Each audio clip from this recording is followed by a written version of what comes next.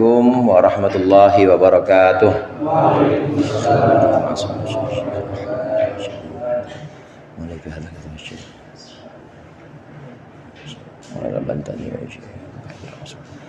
La hadratin Nabi Muhammad. Al-Fatihah. A'udzubillahi minasyaitonir rajim. Bismillahirrahmanirrahim. Alhamdulillahirabbil alamin. Arrahmanir rahim. Maliki yaumiddin. Iyyaka na'budu wa iyyaka nasta'in. Ihdinas siratal mustaqim. Siratal ladzina an'amta 'alaihim ghairil maghdubi 'alaihim waladdallin. Amin. Alhamdulillah wassalatu wassalamu ala sayyidina wa maulana Muhammadir Rasulillah wa ala alihi wa sahabatihi wa man tabi'a sunnatahu wa jama'atah min yaumina hadza ila yaumil ba'tsi wan nahdhah. Amma ba'd. Segenap jamaah mushallah al-jihad, para ustaz, bapak-bapak, hadirin sekalian yang berbahagia, alhamdulillah malam hari ini kita lanjutkan kembali pengajian rutin kita, mengaji kitab Nasaihul Ibad. Mudah-mudahan apa yang akan kita baca menjadi ilmu yang bermanfaat di dunia wal akhirah. Amin ya rabbal alamin. Dalam maqalah yang pertama kemarin, Rasulullah SAW bersabda bahwa ada dua perkara yang tidak ada mengalahkan keunggulannya. Ada dua perkara yang keutamanya tidak bisa dikalahkan oleh apapun. Yang pertama iman kepada Allah, yang kedua memberikan manfaat kepada orang muslim. Dua itu pegangin. Yang pertama iman, saya yakin daripada iman semua nih ya. Amin. Amin. Iman apa amin?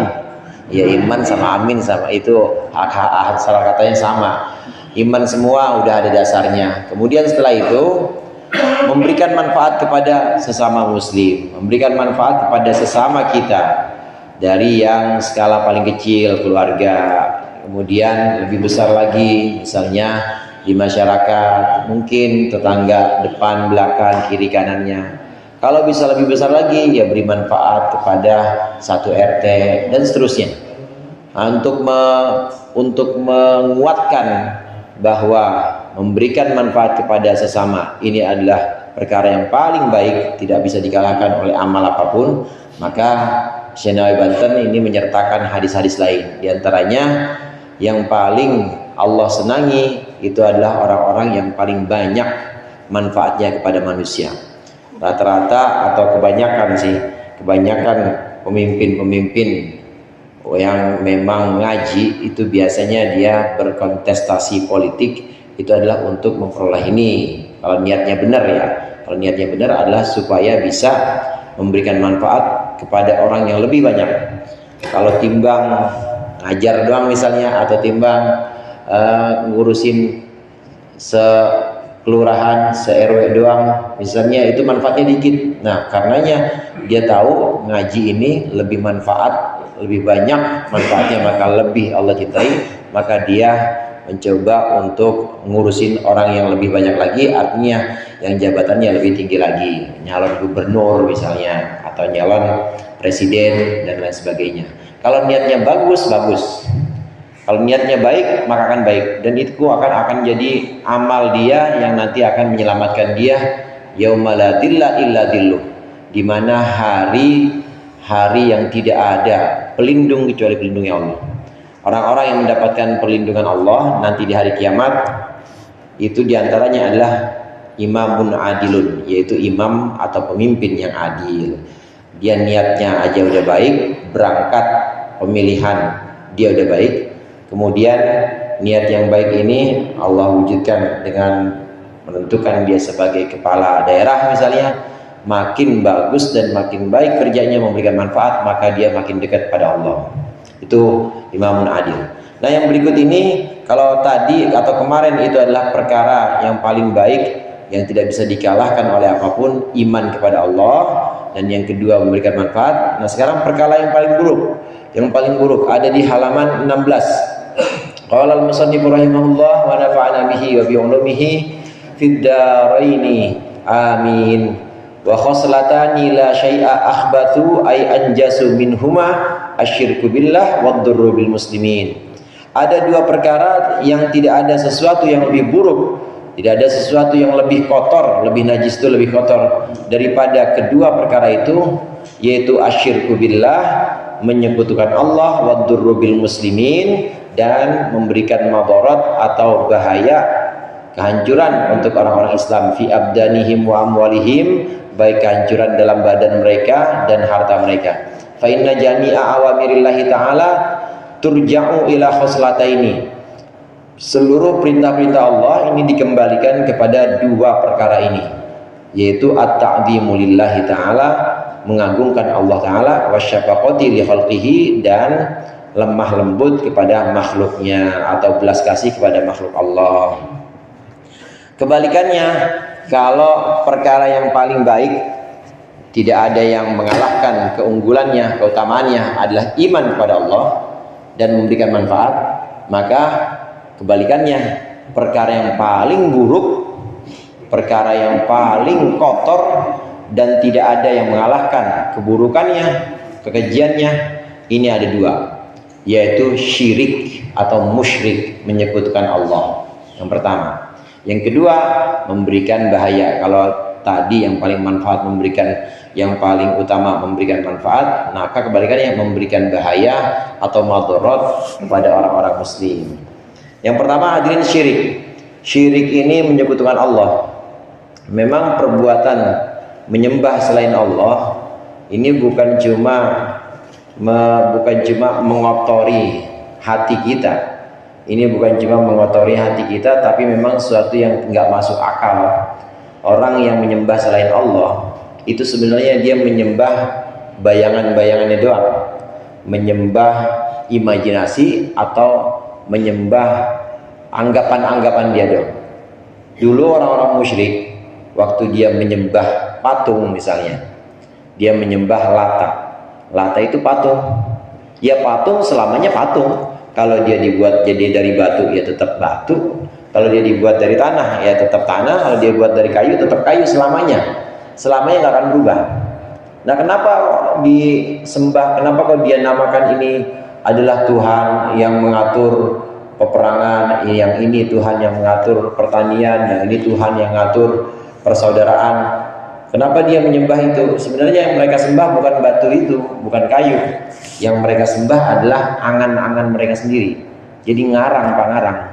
Kebanyakan bengong, biasanya kebanyakan bengong, kemudian nggak mau nurut nasihat orang, jadi begitu. Maka dia ngarang-ngarang.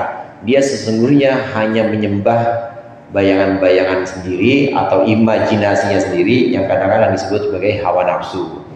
Ntar kalau datang tengah malam maka kudu dia mandi di air misalnya, kudu mandi di air sungai yang ngalir, terus dan dia semuanya direkayasa, semuanya diatur sama dia sendiri, tapi dari hasil bayangan dia. Nah, orang-orang musyrik menyembah berhala selamanya tidak akan menjadikan berhala itu Tuhan, enggak. Batu ya tetap batu, kayu tetap kayu. Maka di sini sangat tidak logis orang yang mengatakan bahwa ada Tuhan selain Allah. Siapa itu? Itu patung misalnya. Lah itu patung, selamanya patung, nggak bakal bisa jadi Tuhan. Dan yang namanya Tuhan itu pasti satu, nggak mungkin ada temennya atau sahabat atau orang yang diajak bekerja sama, partner, nggak ada Tuhan. Tuhan pasti sendiri. Tuhan itu pasti satu. Kalau lebih dari satu, maka bukan Tuhan. Namanya pengurus musola. Pasti orang ngurusinnya bareng-bareng, atau pengurus lingkungan, ada ketuanya, ada wakil, ada sekretaris, ngurusin bareng-bareng. Ngurusin alam semesta aja pakai bareng-bareng, ya berarti nggak kuat. Kalau nggak kuat, Tuhan apa bukan, Pak? Bukan Tuhan. Secara logika begitu. Tuhan pasti satu. Nah, orang yang menyebutkan Allah, padahal Allah itu satu-satunya Tuhan, ini melakukan kekejian, melakukan satu kekotoran, mengotorkan hati dan pikirannya. Makanya ini yang paling buruk. Nggak ada yang lebih buruk dibanding syirik. Kalau zaman dulu mungkin syiriknya syirik kasar. Syirik kasar tuh nyembah patung, syirik kasar, atau nyembah berhala, syirik kasar. Kalau sekarang udah nggak ada patung, yang disembah apa? yang disembah jabatan, yang disembah kerjaan, yang disembah tokoh. Maksudnya waktu ada panggilan sembahyang nyembah Allah, tapi dia bela-belain masih ngurusin toko sampai lewat waktunya. Waktu ada panggilan sembahyang nyembah Allah, dia masih bela-belain ngurusin pekerjaannya. Namanya ini nyembah kerjaan. Waktu ada panggilan Allah sembahyang, sholat, azan, dia masih bela-belain ngurusin dagangannya atau ngurusin kerjanya atau ngurusin apapun itu kesibukannya, diurusin sampai waktunya lewat satu sholat, besok lewat lagi 2 sholat, lewat udah zuhur asar, besok makin banyak lagi lewat. Nah, itu namanya menyekutukan Allah dengan pekerjaan. Ini syirik, dosa yang paling kotor yang tidak ada yang mengalahkan kekejiannya, kotorannya. Yang kedua yaitu memberikan madarat atau memberikan satu bahaya kepada orang-orang Islam dan kepada manusia pada umumnya. Jangan sekali-kali kita memberikan satu bahaya atau kemadaratan kepada orang muslim dan juga kepada sesama kita, karena Allah itu Maha Pengasih. Allah Maha Pengasih, Maha Penyayang, dan Allah mengharamkan kezoliman. Orang nggak salah apa-apa ditabokin, zolim namanya. Nggak salah apa-apa kemudian dimusuhin, namanya zolim. Ini menyakiti atau memberikan madarat kepada sesama kita, jangan. Karena ini termasuk perkara yang paling buruk. Kalau bohong-bohong doang misalnya, bohong-bohong doang itu keburukannya masih ringan dibanding dengan zolim sama orang. Kalau sekedar ini ngambil kotak amal misalnya, ya ngambil kotak amal cuma 5.000, ya 5.000 atau 100.000, ini ya kotor, tapi masih mending dibanding melakukan kezoliman ini. Karena orang yang melakukan kezoliman ini hubungannya adalah hak manusia. Kalau hak Allah, hakullah, kita nggak sholat, bisa istighfar, tobat, gampang. Tapi kalau hak manusia, orang pernah kita tabokin dan dia nggak redo, repot urusannya, bisa dituntut ntar di hari kiamat. Kalau hak Adam atau hak manusia, orang yang terzolimi, orang yang teraniaya oleh perbuatan kita, ini bisa nuntut nanti di sisi Allah. Bisa nuntut di sisi Allah ketika ada pengadilan akhirat, bisa nuntut. Ntar pahala puasa kita diambil buat dia. Ada yang lain datang lagi, ya Allah, saya nggak terima nih, saya dulu juga pernah ditendang ya, orang lagi diem-diem sih ditendang, nggak salah apa-apa, diambil pahala sholat kita, diambil lagi buat dia, buat orang yang dizolimi. Ini yang namanya kezoliman kepada sesama manusia.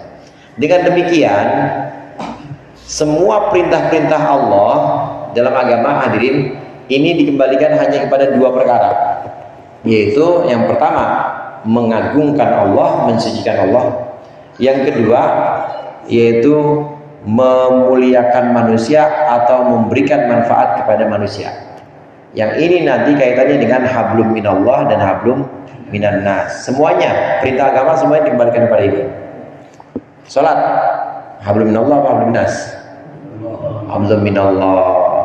Terus puasa hablum minallah hablum minan nas. Hablum minallah. Sedekah hablum minallah hablum minan nas.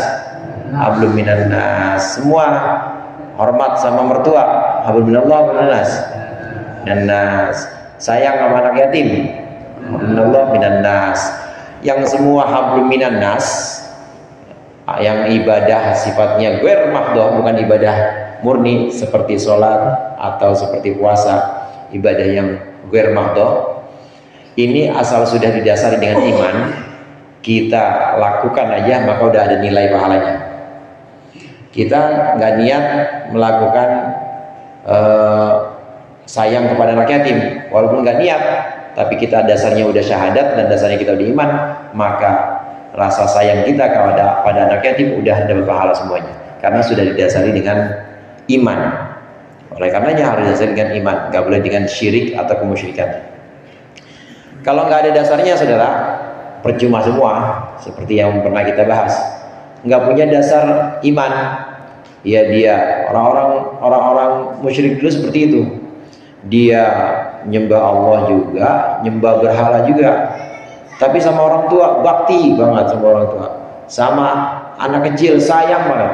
Ya baktinya sama orang tua, sayangnya dia sama anak kecil berhenti sampai dunia aja. Artinya imbas, efeknya, manfaatnya cuma berhenti kepada perbuatan di dunianya. Dia sayang sama anak kecil, ya pasti orang-orang akan lihat bahwa orang-orang akan sayang juga sama dia, bahwa tahu nih orang sama anak kecil sayang. Dia bakti sama orang tua, pasti nanti waktu dia tua anak-anaknya pada bakti. Udah keputus sampai dunia aja. Kenapa nggak sampai akhirat nggak ada pahalanya? Karena dasarnya iman nggak ada, karena dia melakukan kemusyrikan.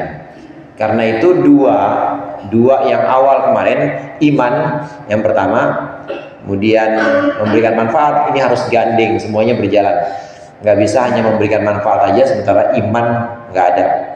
Nggak bisa juga memberikan manfaat bares banget, pokoknya kalau ada apa-apa orang dia duluan yang nolong, tapi iman yang nggak ada, nggak bisa. Harus dua-duanya jalan. Ini untuk memastikan bahwa iman itu sebagai dasar dan amal itu ada di atas iman. Amal itu ada di atas dasar keimanan. Semua perintah-perintah Allah dikembalikan kepada ini, yaitu iman kepada Allah atau mengagungkan Allah, dan juga memberikan manfaat kepada manusia atau kepada makhluk pada umumnya. Dua pokok itu dalam perintah-perintah Allah. Ini ikut kerja bakti, gotong royong, hablum minallah, hablum minannas. Hablum minannas. Udah pokoknya semua perintah Allah itu dikembalikan pada dua itu. Kalau buat tanya hukum misalnya, hukumnya apa itu gotong royong? Hukumnya kerja bakti apa? Udah nggak usah pakai hukum-hukuman. Asal itu baik dan didasari keimanan, maka itu ada pahalanya, ada balasannya, dan nanti nyambung balasannya itu nanti di akhirat pasti akan Allah berikan. Kaqaulihi ta'ala aqimus shalah wa atuz zakah, sebagaimana firman Allah Ta'ala, aqimus shalah, dirikanlah oleh kalian salat, dirikanlah salat, wa atuz zakah, dan tunaikanlah zakat. Wa qaulihi ta'ala, dan firman Allah Ta'ala, ushkurli wa liwalidaik, bersyukurlah kepadaku, wali walidaika, dan kepada kedua orang tuamu. Semua perintah dalam Islam dikembalikan kepada dua prinsip, yaitu mengagungkan Allah, hablum minallah. Yang kedua, belas kasih atau kasih sayang kepada makhluk. Mengagungkan Allah, kasih sayang kepada makhluk. Nah, ini sesuai dengan firman Allah. Dalam Al-Quran, Allah selalu, seringkali Allah mengiringi antara sholat dengan zakat. Aqimus sholah wa atuz zakah, alladzina yuqimus sholah wa yu'tuna zakah. Sholat, zakat, sholat, zakat. Kenapa diiringkan seperti ini? Kenapa jejeran terus, dempet terus antara sholat dengan zakat? Ini untuk memastikan bahwa semua perintah-perintah agama harus menjaga dua keseimbangan ini, yaitu harus menjaga hubungan dengan Allah, aqimus sholah, mengagungkan Allah, dan juga harus menjaga hubungan dengan manusia, yaitu atuz zakah, yang artinya belas kasih atau kasih sayang kepada makhluk-makhluk Allah, terlebih pada manusia. Orang kepada binatang aja Islam ngajarin belas kasih. Ada perempuan yang masuk neraka cuma gara-gara miara kucing nggak dikasih makan saja. Itu cuma gara-gara dia nggak kasihan sama kucingnya. Ya kucing dikurung sama dia, dikasih makan kagak.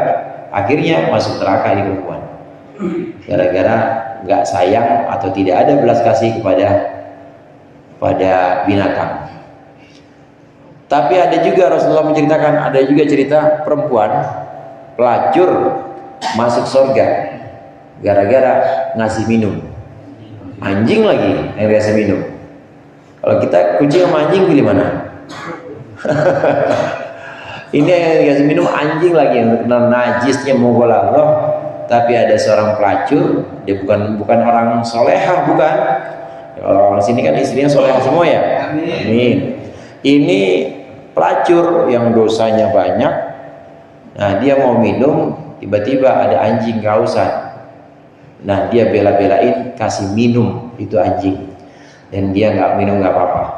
Nah, karena sayang kepada anjing ini, yang jelas-jelas najis, karena sayang kepada anjing dia masuk surga. Ini belas kasihan. Dasarnya perintah-perintah Allah dua ini, mengagungkan Allah atau menyembah Allah, dan yang kedua yaitu sayang atau berbelas kasih kepada makhluk Allah. Selalu begitu. Di surat Luqman juga, anishkurli wali walidaika, hendaklah engkau bersyukur kepadaku, wali walidaika, dan kepada kedua orang tuamu. Kepadaku hablum minallah, maksudnya aku di sini pada Allah. Wali walidaika hablum minan nas. Emang yang dahulukan sebelum orang-orang lain orang tua pasti hadirin. Kalau Allah dan Rasulnya pasti udah, Allah dan Rasulnya harus kita tempatkan paling atas, Allah dan Rasulnya. Nah, kemudian setelah itu baru dua orang tua, karena kedua orang tua ini langsung kita ketemu. Kalau Rasulullah kan kita ada jarak waktu nggak ketemu, tapi kalau orang tua kita ketemu, kita hadapin langsung. Nah, ini yang wajib kita hormati, yang wajib kita muliakan. Berterima kasih atau bersyukur kepadaku, dan berterima kasih kepada kedua orang tua. Hablum minallah hablum minnas. Jadi semua perintah agama selalu dikembalikan kepada dua prinsip ini.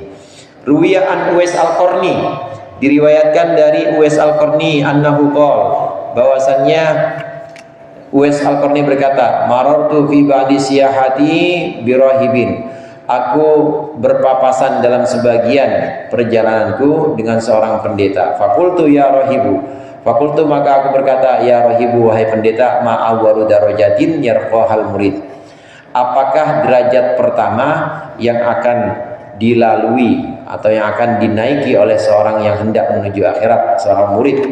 Qala, maka berkata si rahib pendeta tadi, raddul madzalimi, mengembalikan kezaliman atau mengembalikan barang-barang yang punya orang yang terzalimi. Wa khifatul dhahri, dan meringankan punggung, minat tabaiyati, dari tanggungan-tanggungan, minat tabiati, dari tanggungan-tanggungan. Fa innahu la yas'adu lil abdi amaluh, karena sungguhnya tidak akan naik sebuah amal milik seorang hamba, wa alaihi tabi'atun aw madlamatun, sedangkan di atas punggungnya si hamba itu masih ada tanggungan dan masih ada kezaliman atau masih ada yang dituntut oleh orang. Ini bukti bahwa hablum minan nas harus dijaga benar-benar. Hablum minan nas, hablum minallah, urusannya kita dengan Allah. Ini bisa dikatakan ya lebih mudah. Sholat, puasa, ini lebih mudah. Kalau kita salah-salah dikit, ya Allah Maha Pengampun. Kalau kita keliru-keliru sedikit, ya insya Allah kalau kita memang ikhlas, itu insya Allah sama Allah ditambelin, karena Allah Maha sayang kepada kita. Tapi kalau sama orang, belum tentu orang ngampunin atau maafin. Salah-salah dikit. Orang kan lain-lain, ada yang adatnya gede, ada yang salah dikit ngomel aja, macam-macam kan orang. Nah, yang seperti ini harus kita jaga, jangan sampai ada kesalahan kita terhadap orang lain yang orang itu tidak rela, yang orang itu tidak ridho. Kesalahan kita yang kita perbuat terhadap orang lain dan orang lain itu ridho, ini bisa berbentuk dua, saudara. Yang pertama bisa bentuknya madlamah, yaitu kerugian harta benda. Dulu tahu nih gua sama Bang Hasan dia pernah minjem ember kagak dibalikin, itu namanya mazlamah. Pokoknya gua nggak ridho sampai dia balikin lagi ember yang baru, namanya mazlamah. Dulu pernah minjem saya sama Bang Pendi, pernah minjem sepedanya rusak kagak dibalikin, namanya mazlamah. Ini harus benar-benar dijaga, harus dikembalikan. Kalau memang terkait dengan harta yang bisa dikembalikan, harus dikembalikan. Kalau udah nggak ada ya ganti. Susah nyarinya, maka diganti nilainya. Berapa tuh nilai sepeda? Berapa tuh nilai atau harga ember yang hilang itu? Sekarang berapa? Bayarin kepada orang yang kita zolimi, orang yang kita aniaya dengan terambil barangnya itu. Yang kedua, selain berbentuk barang, ada yang bentuknya itu tanggungan-tanggungan. Tabiat di sini tanggungan. Tanggungan-tanggungan maksudnya kita punya tanggung jawab tapi tidak kita laksanakan, namanya tabiat. Harusnya yang imamin di rumah atau sebagai kepala rumah tangga ya bapak, sebagai imam ya sebagai kepala rumah tangga, kasih nafkah, memberikan pendidikan yang bagus. Nah ini nggak dilakukan, ini termasuk tabiat atau tanggungan. Nah Uwais Al-Qarni, hadirin, ini Uwais Al-Qarni ini seorang tabi'in. Uwais Al-Qarni nggak pernah ketemu Nabi Muhammad. Kalau yang ketemu Nabi Muhammad dalam keadaan iman namanya sahabat. Kalau tidak ketemu Nabi Muhammad dalam keadaan iman namanya tabi'in. Setelah tabi'in nggak ketemu sahabat tapi ketemunya tabi'in, namanya tabi'ut tabi'in. Contohnya Imam Abu Hanifah. Ada yang mengatakan Imam Abu Hanifah tabi'ut tabi'in. Ada yang nggak ketemu dengan tabi'in tapi ketemu dengan tabi'ut tabi'in. Nah, maka namanya salaf. Namanya salaf soleh. Nah, ini generasi-generasi awal Islam, salaf soleh. Terus Uwais Al-Qarni ini termasuk tabi'in. Memang dia sempat ngalamin Nabi Muhammad masa hidupnya, tapi nggak ketemu. Pernah pengen ketemu Rasulullah SAW, datang ke Madinah jauh-jauh. Nah sampai ke Madinah Rasulullah nggak ada lagi keluar, nggak ketemu dengan Rasulullah. Kemudian dia pulang. Nah tahun berikutnya dia datang lagi untuk haji, kemudian mampir ke Madinah, pengen ketemu Rasulullah. Rasulullah udah wafat, pingsan langsung Uwais Al-Qarni. Nggak pernah ketemu Rasulullah. Uwais Al-Qarni langsung pingsan. Ini Uwais ini yang terkenal. Rasulullah nggak pernah ketemu, tapi Rasulullah bilang kepada Sayyidina Umar, kepada Sayyidina Ali, bilang, wahai Umar, wahai Ali, cari orang ini. Kalau kamu ketemu dengan orang ini, Uwais, maka minta doa sama dia, karena dia adalah pemimpinnya penghuni langit. Itu Uwais Al-Qarni. Nabi nggak pernah ketemu, tapi Nabi pesan kepada itu. Maka dicari Uwais Al-Qarni, saudara. Dicari oleh Sayyidina Umar dan Sayyidina Ali, mencari untuk minta doa. Orangnya biasa, kerjaannya itu ini menggembala kambing. Dia punya ibu udah tua, penggembala kambing, punya ibu, dia udah tua, dan dia setiap hari latihan ini kambing, sama dia digendong naik dari bawah kemudian ke atas bukit, terus bolak-balik gitu. Orang-orang pada tanya, Wes kayak orang gila sih Wes ngapain gitu? Saya lagi latihan, pengen gendong ibu saya ke Mekah, digendong ibunya ke Mekah. Itu Uwais Al-Qarni, seorang wali, tapi orang-orang menganggapnya biasa-biasa aja. Jadi wali itu tidak perlu, ya tidak disyaratkan seorang wali itu jadi terhormat, kemudian orang-orang pada minta karomahnya, enggak. Kadang-kadang enggak dikenal orang. Uwais Al-Qarni enggak dikenal, baru dikenal setelah wafat. Sampai orang-orang pun nyari ketika ditanya pada penduduk itu ketika wafat, kemarin di sini orang-orang pada menguburkannya di sini. Begitu dilihat, digali udah nggak ada, udah hilang. Itu namanya wali yang mastur. Mastur itu ditutupin. Jadi ada wali masyhur. Masyhur itu terkenal, wali masyhur. Wali masyhur itu ya banyak wali masyhur. Yang Sayyidina Umar wali itu wali masyhur. Syekh Abdul Qadir Al-Jilani wali masyhur. Syekh Abdul Hasan Asy-Syadzili wali masyhur terkenal. Tapi ada wali mastur. Wali mastur itu ditutupin.